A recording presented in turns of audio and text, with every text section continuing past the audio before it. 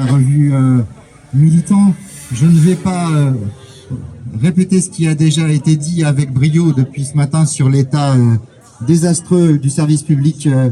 hospitalier. Juste dire quelques mots sur le fait que cette question de la santé publique, en quelque sorte, elle concentre et elle symbolise toutes les questions politiques qui sont posées à nous.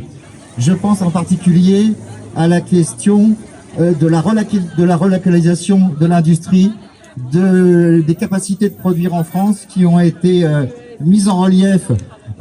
avec la question de la production des masques, rappelez-vous, des appareils respiratoires, et qui est posée aussi d'une certaine manière aujourd'hui à travers la question des vaccins, puisque nous sommes en situation de devoir importer des vaccins et que ce que nous pouvons importer se trouve placé sous la tutelle et le contrôle de l'Union européenne, comme vous le savez bien.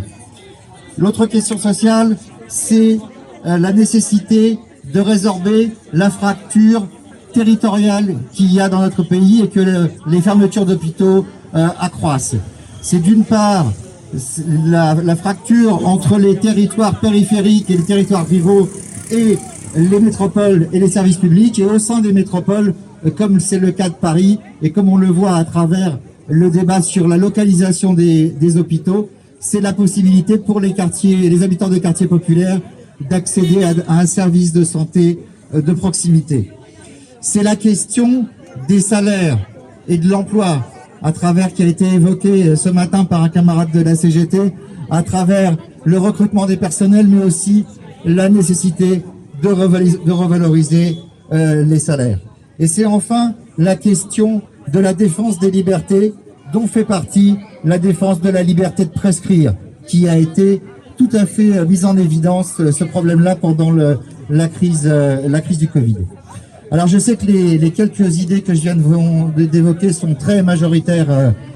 aujourd'hui dans le pays. Le problème qui se pose à nous, c'est de savoir comment les incarner, comment les faire vivre et comment rassembler autour d'elles. De ce point de vue-là, ce qui a été entrepris à travers la constitution du comité de défense Bichat-Beaujon me paraît tout à fait exemplaire de ce qu'il faut faire, c'est-à-dire s'appuyer sur les organisations syndicales dans les entreprises, mais aussi pour impliquer la population des quartiers dans la défense de leurs services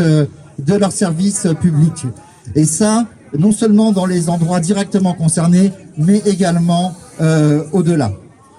Donc aujourd'hui, la question qui est posée, c'est celle de la défense du service hospitalier, mais le problème, au-delà de l'arrêt nécessaire des contre-réformes qui sont en cours,